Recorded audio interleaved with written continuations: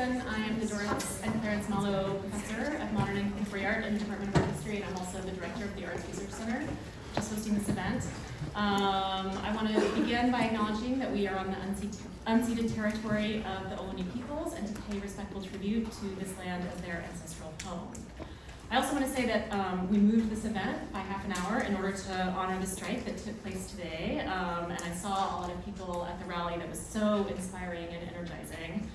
My friend and colleague Michael Cohen noted that this is the most militant student worker action in a generation, and I stand in solidarity with the COLA movement across the UC system and demand that the over 70 fired graduate students at UC Santa Cruz be reinstated immediately.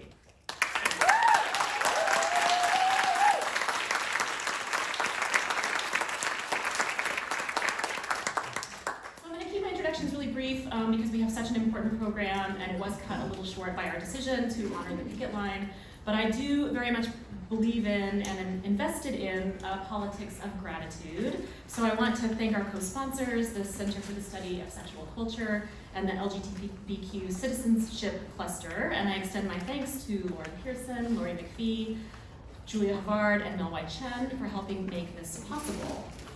This event was first envisioned by Eric Stanley, assistant professor in the Department of Women and Gender Studies here at Berkeley, whose arrival onto this campus has been a blessing for all of us who care about trans studies, as well as queer trans critiques of the prison industrial complex. Thank you most of all to Eric for your transformative and thoughtful desire to make this event happen. Really, thank you.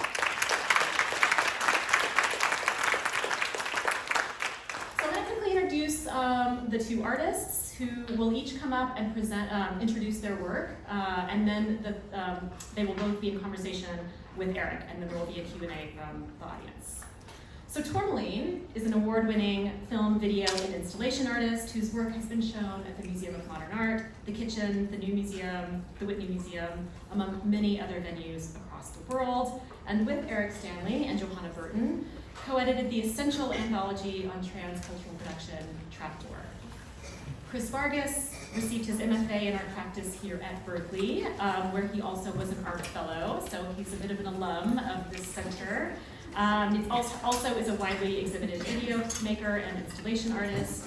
He's the executive director of the Museum of Transgender History and Art that was recently featured at the Oakland Museum of California's amazing exhibition about queer California history and art.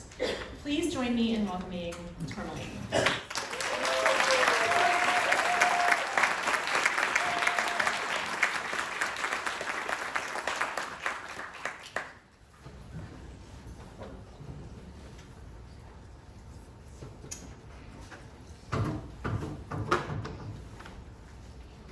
Good evening.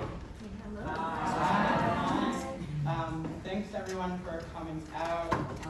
This is such an important day, and it's amazing to all be gathered together at the end of it. I wanted to just open it with gratitude that everyone is here. The work that I'm going to show is Atlantic as a Sea of Bones in Silesia. Atlantic as a Sea of Bones is a 7-minute piece that deals with and holds what haunts in the aftermath of large violences, and what is offered when we listen to the haunting. What is the potential? What is the capacity for healing? What is the transformation in the haunting? And Silesia is a work that I recently completed, and it's got a similar vibe. Like there's a theme running through all the work. So that deals with the kind of capacity of people who are pushed out and pushed down to come into their own power, and it focuses on this person, Mary Jones, who was a Black trans New Yorker born in 1803, and who goes through a process of just like being in her magical power. And yeah, so now Chris is going to say a little bit. Hi. I want to echo the gratitude Tourmaline expressed. It's so nice to see so many familiar faces, and I'm glad to be back at Berkeley. I'm screening something that I actually made when I was here as an MFA student, And you're gonna be like, you made that? I'm kidding. But it was made in 2010, so very much looks like it. And it's called, have you ever seen it? I mean, I love it. I know it's this is part of my self-deprecating. But have you ever seen a transsexual is what it's called. And it starts with this as a question that I ask many different sites, places, artworks, and it was, pre-transgender tipping point, so it felt like an interesting question to ask. And ultimately, my answer to it was that it was sort of a futile project of visibility. So I asked this to these kind of inanimate places and objects, and then descend into kind of a fantasy world of weird queer trans identification. Are we switching on? Or am I- Okay, and then I'm going to also screen work of our reality TV special, which I made in 2013 with my collaborator and partner Greg Yeomans. We made a web series before that was like a thing that everyone knew about. But it was kind of early, or like what felt like early YouTube, when it felt like it had a lot of potential. And we created this series to address some of the kind of intra-community tensions embodied by each of us. So I'm a sort of more radical, queer, anarchist character, and Greg is a more liberal, gay character, and it follows the Odd Couple kind of sitcom format. And mostly the episodes are us at odds, but this episode kind of deviates from that convention in that we're competing on a reality television show, the work of art, the next great artist. Did anybody watch that? Yeah. One of my favorite pieces of trash on TV. And we are like kind of compete together like in a unified way alongside each other. And it's sort of, you'll see my early green screen efforts in Have You Ever Seen a Transsexual? And then I really, really excel at it.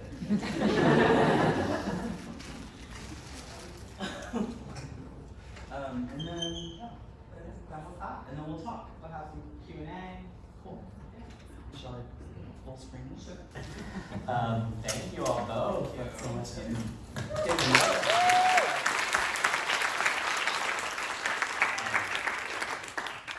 So I'm going to start out with a couple questions specifically about these works for each of you, and then just some general questions. We also have to be mindful of time because we have to leave at 7, just so people know. Just so we know, and then we'll open it up. Hopefully we'll have a little bit of time at the end. So I guess I'll start with you, Chris, since you're holding the microphone. So obviously humor is incredibly important to your process, and I wanted you to talk a little bit more about that. I mean, I think that this is something that we've all three of us have talked a lot about over the years. There's this kind of demand around specifically trans visual culture to be kind of hyper serious, and you do something different, and I wanted you to talk a little bit about Well, is this on? Yeah. The easy answer is that that's what I'm drawn to, but you didn't come to hear the easy answer, did you? Yeah, I'm personally drawn to humor, and there's a lot of pleasure in laughing, obviously, and I mean, I think there's a lot of potential in the disarming nature of humor as an entry point into talking about difficult things or painful things or complicated things. So using that as the kind of thing that attracts somebody to the conversation, and then, doing a bait and switch, kind of, not really, but I mean, because I like pleasure all the way through.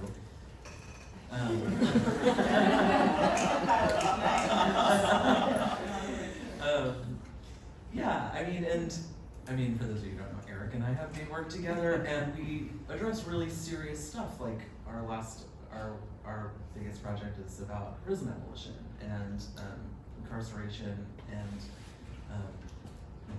mass incarceration and really serious issues. I know we didn't watch that film, but like the question was like, for us always was like, oh, this is a documentary because we're talking about such serious things, and it's not. There's so much, and yeah, there's so much to be said for delivering something that is actually entertaining and fun, but engaging rigorously also.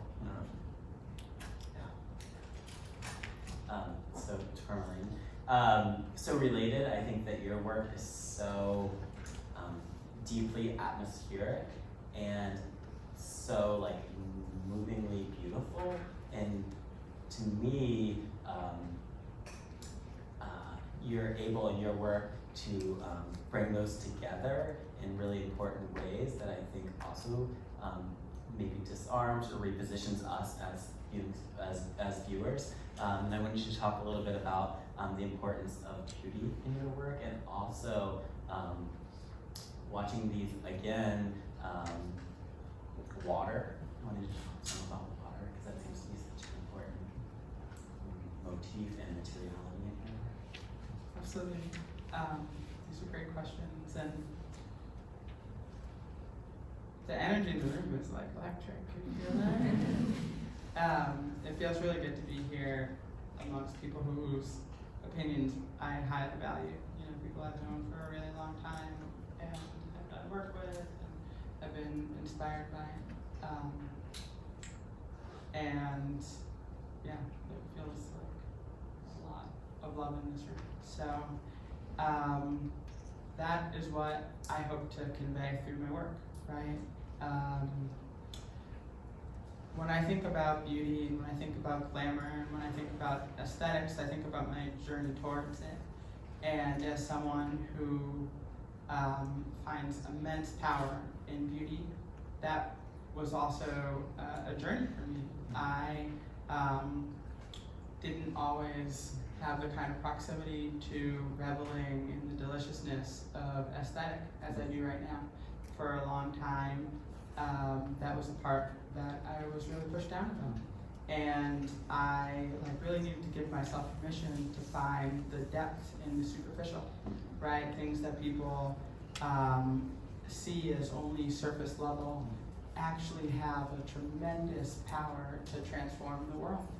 And I think my entry point into it was thinking a lot for a really long time about Stonewall and the Stonewall Rebellion in New York City.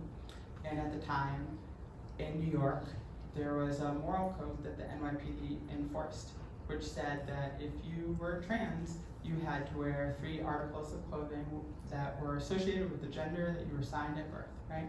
So if you were a trans woman, you could get arrested and put in jail if you weren't wearing 3 articles of quote-unquote male clothing.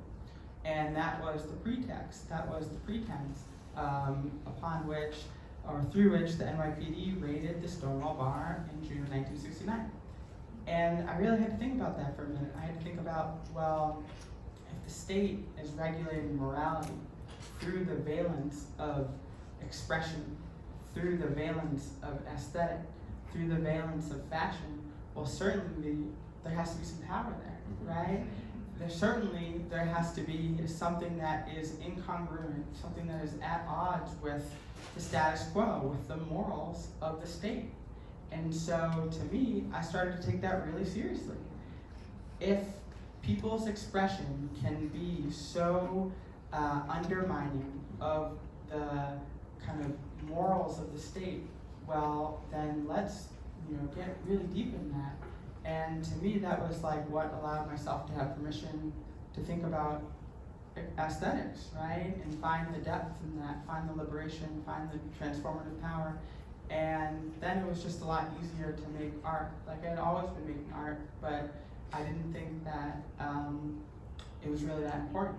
And now I see that actually art and aesthetics, while some people say might not change the world, it certainly has really changed my world. And it has bolstered my capacity to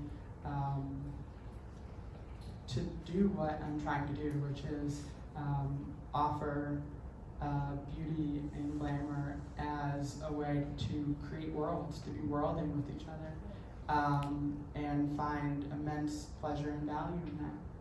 And so with water, to me, water is you know, I'm a Cancer. Water is like very important to me. It's all about the vibe, right? And I think that to me is part of it. Another part is, you know, Atlantic Sea Bones is based off of this Lucille Clifton poem about how huge violences like the transatlantic slave trade, continue to haunt a landscape like the ocean, like the oceanic, like the Atlantic, well after they're supposedly over.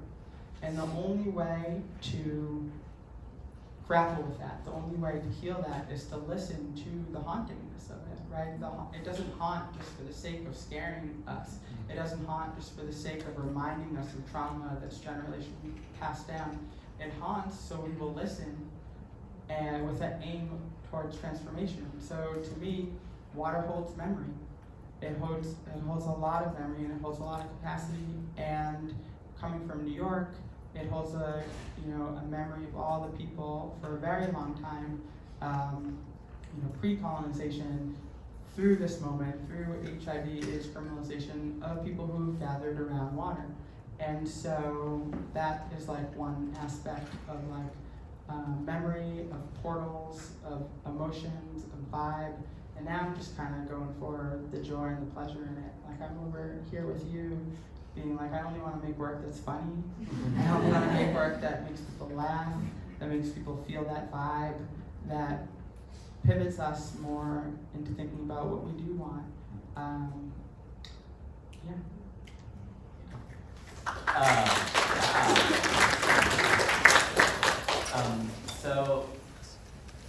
I think that both of your work, also in different and similar ways, helps us think about both the limit and the radical potentiality of visual culture. And so I want both of you all to talk a little bit about that, right? The kind of the trapdoor, as we call it in the book, the ways in which visual culture both builds worlds, but it also can limit worlds, right?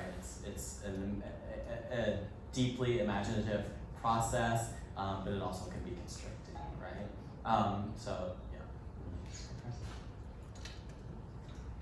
Someone said visibility is a trap. I don't remember who.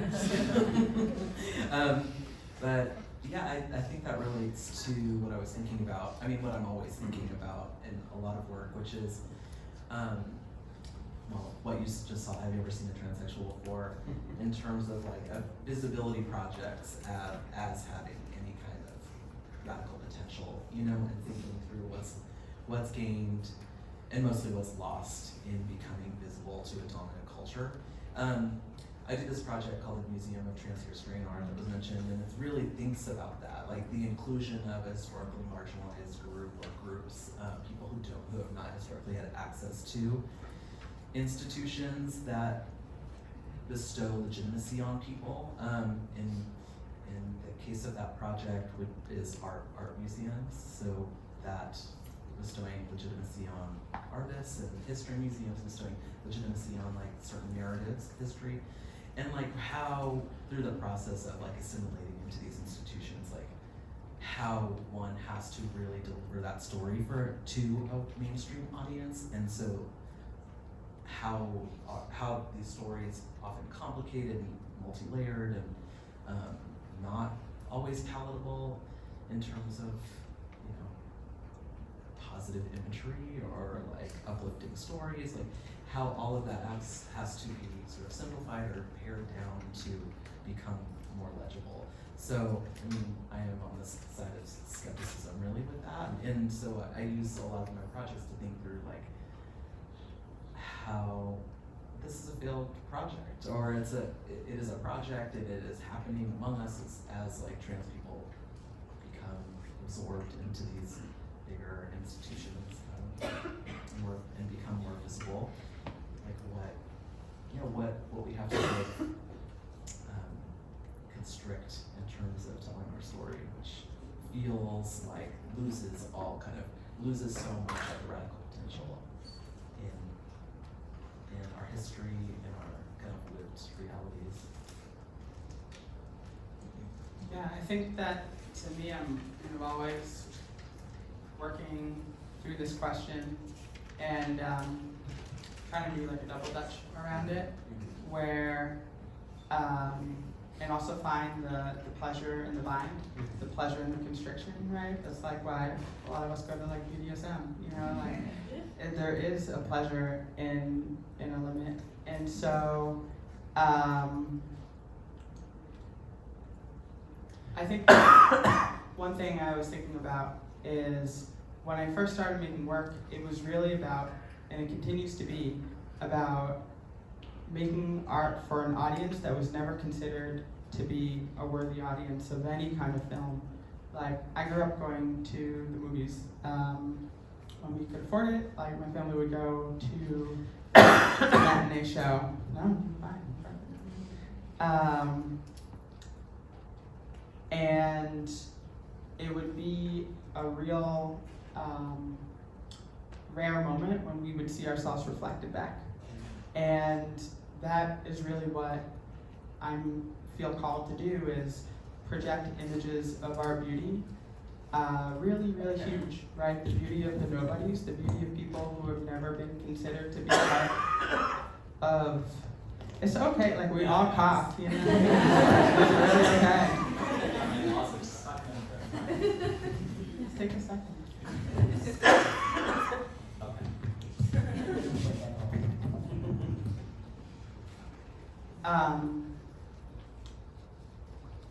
Yeah, I mean, it's like the beauty of people who are sick, the beauty of people who are disabled, the beauty of people who are in prison, the beauty of people who are trying to make it all happen and have been told that they don't have it going on.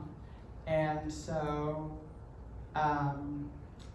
my desires about reflecting back what's already there. Like, I grew up as a kid listening to CDs, and it would be a really funny experience where I would have a CD, maybe it was like, whatever it was, I would bring it home, and it wouldn't be that interesting to me.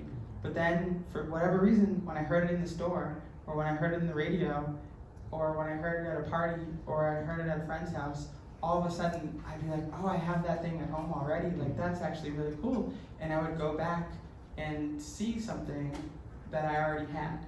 And to me, that is what I'm trying to do with visibility.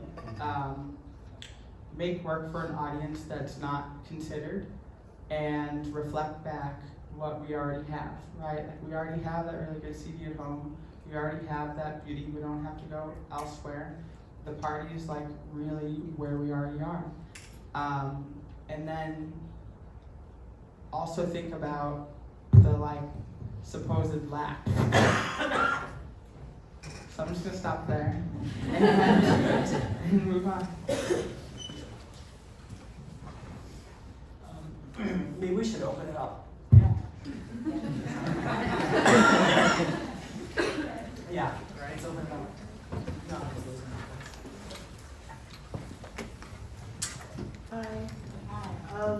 I was mainly curious about just the general conversation I'm having in a lot of circles around this, but we also Aquarius, sorry. I was curious about your relationship to digital technologies and the internet, and also kind of an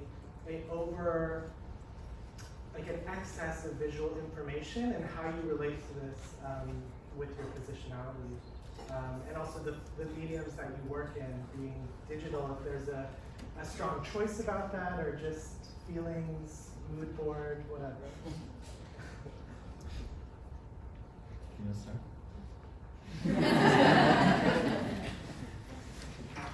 I mean, videos is accessible, relatively accessible, more so than film. So that's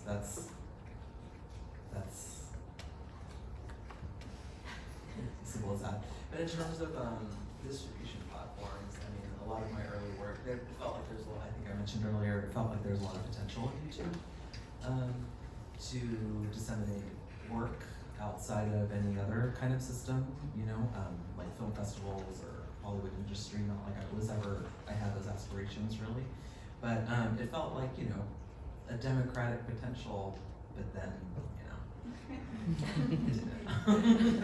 But it felt, yeah, and so, I mean, my relationship to it is very much on the like distribution or dissemination side of it, and the feeling that there was some potential there. I don't like there was and is, but I feel like I moved away from video in a big way because of just this like constant like hunger for content and create and like by everybody, you know, and specifically like corporations, you know, like everybody is producing so much content. So I really personally like rethought putting anything out there that required time and doing in that way, and then I made a fake museum.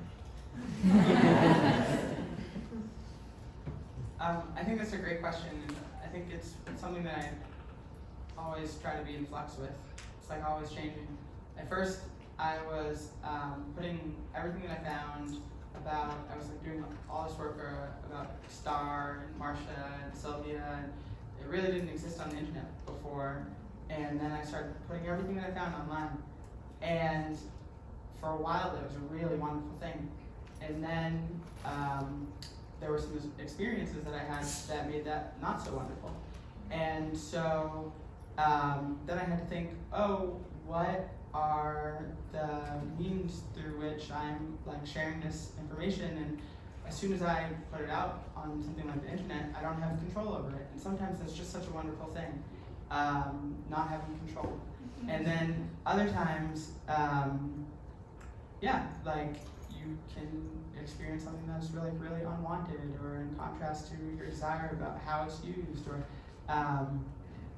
and so, you know, with Salacia, I shot that on Super 16, and that was like a real intention, because to me, a lot of my work is part of my spiritual practice.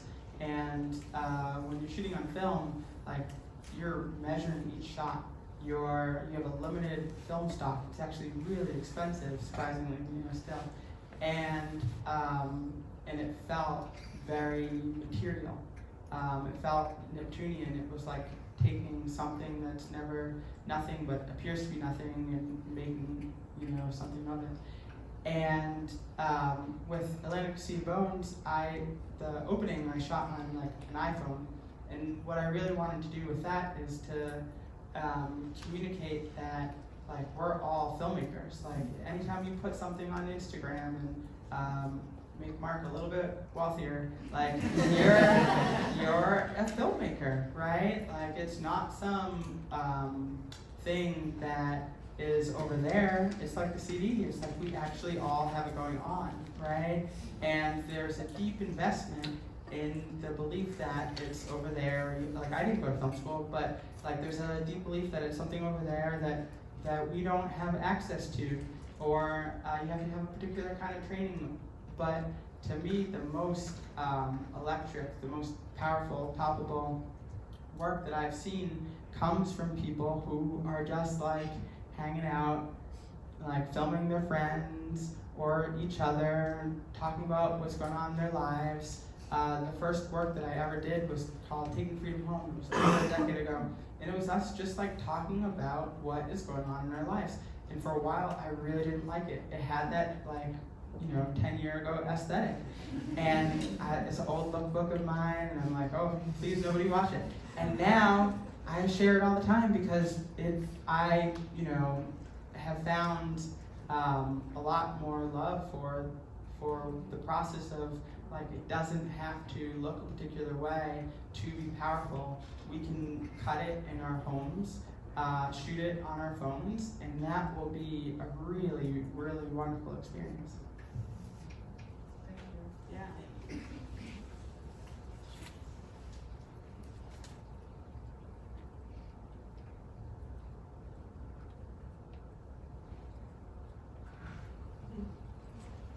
Excuse me, I have a question for Chris. How was the process of taking the MOFA project to the new museum and the Oakland Museum? How was that working with them and showing in those spaces? It was wonderful. The curator is in the room.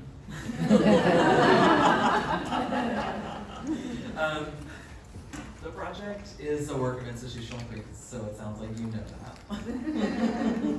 that. But it's always been a darling of institutions, you know? Institutions love to absorb critique. That's the way it is. But, I mean, there's room. And there's a lot I'm doing with that project. So, it was mostly positive. I learned a lot. So with the project, taking it and doing projects within museums, I'm always learning about the inner workings of them and realizing like, God, this sucks, you know?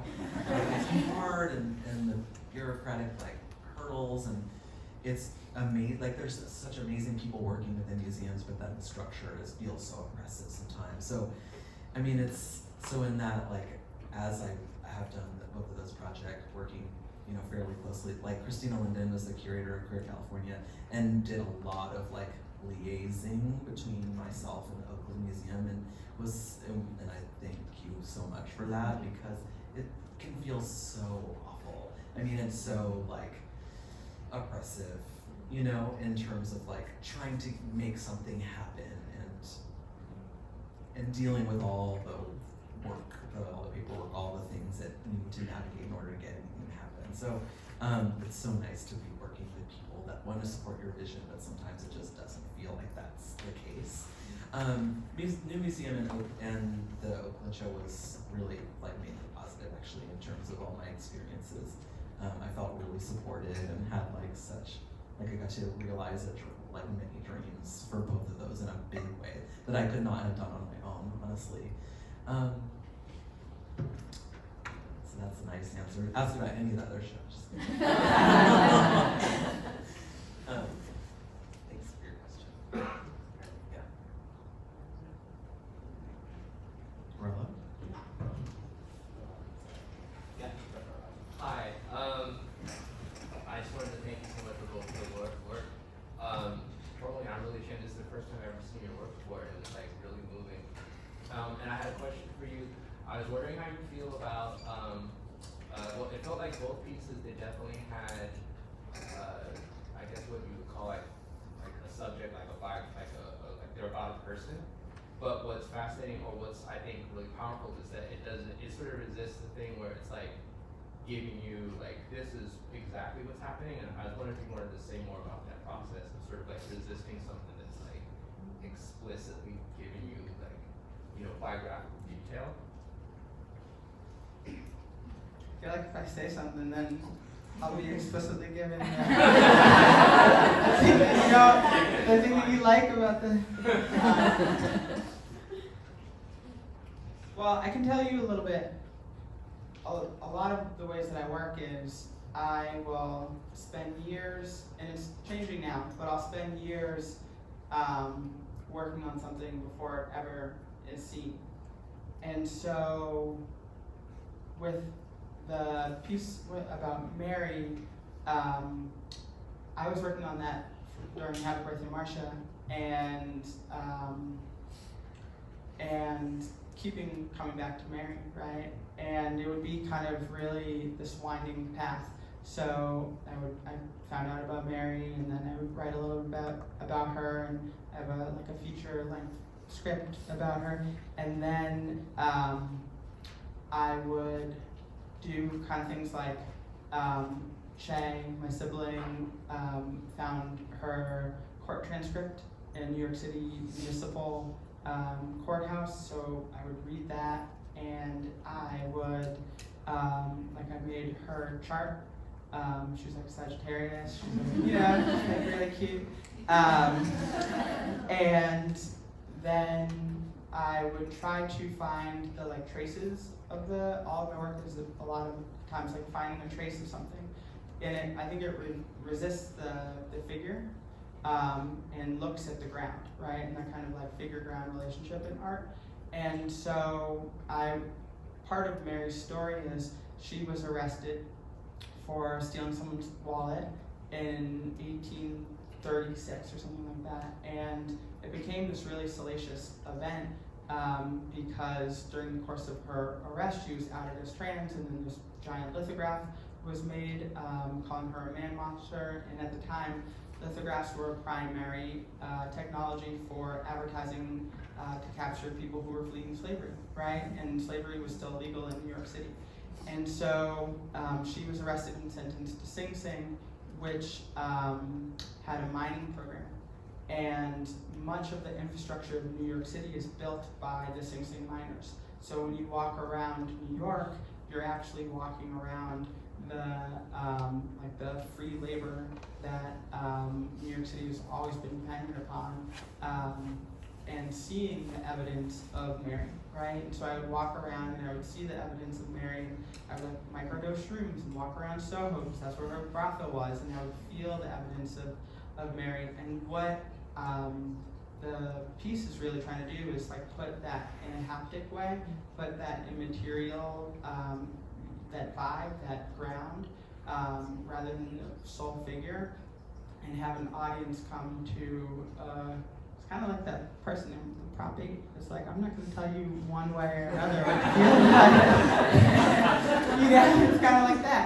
I'm not telling you one way or what you feel about Mary, but I'm going to put a lot of work into making the vibe of Mary, and making the vibe of Seneca Village, which is the place that's also figured in the film. Seneca Village was one of the only free black communities in New York City that was demolished to make Central Park. Central Park could have gone anywhere, but because people in Seneca Village owned land, it meant that some of those people could vote, and that made a political threat to the powers of New York City, right? So this person, Fernando Wood, who was mayor of New York, and then congressperson, was like, let's put something there so that these people aren't there anymore. And so to me, it's like all of that, right? Like it's all entangled. It's about entanglement. It's about what we're inheriting. It's about bondage. It's about the binds, and sex and death. You know, it's those 8th house Scorpio things that are all being figured through a person. And then with the landing to see bones, real quick, because we have to go, that is like a similar thing where Egypt and I, Egypt Labeja, who's the star, we had like a very long relationship, and it just started through conversations about what does it mean to lose so many people over a course of time, and what does that do to someone's spirit, and how do we come back to our power even when we're in a mess of a thing? How do we come back to our joy? So, thank you. I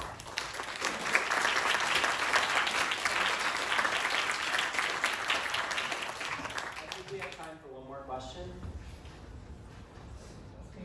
Oh, hi. So I have a question.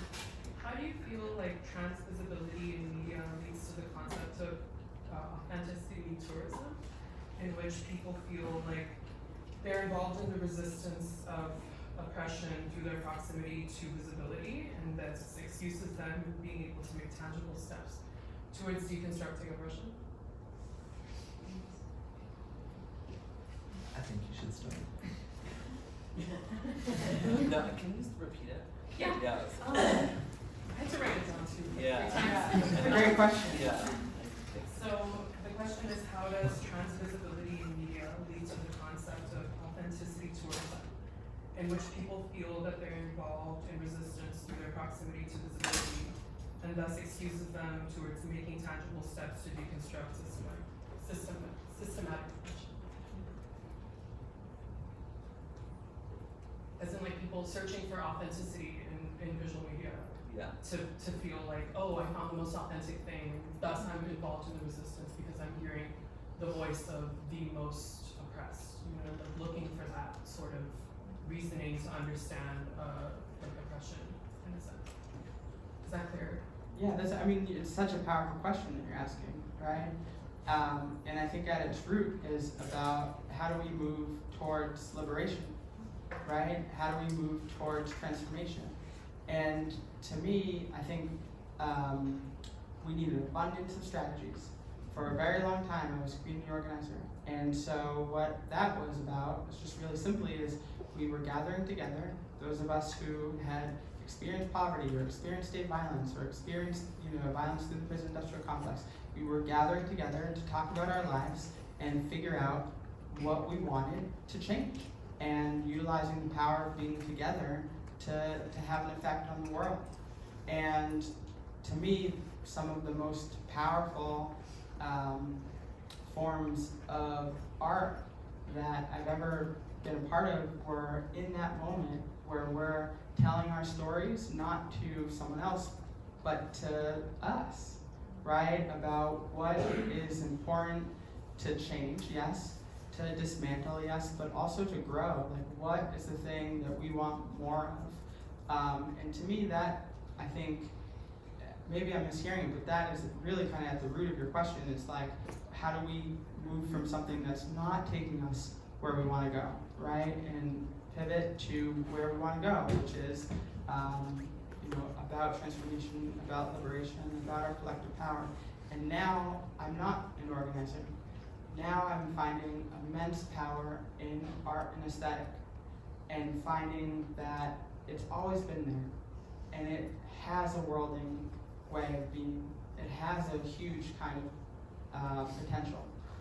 And that doesn't mean the work that I did before is any less than, and it doesn't mean that the work that other people are doing in that valence isn't as important. It's all important. It comes back to the abundance of strategies that we need to move through this mess of a thing and move towards liberation. So I think that your question is the perfect one to end on, because that is why I think I'm here.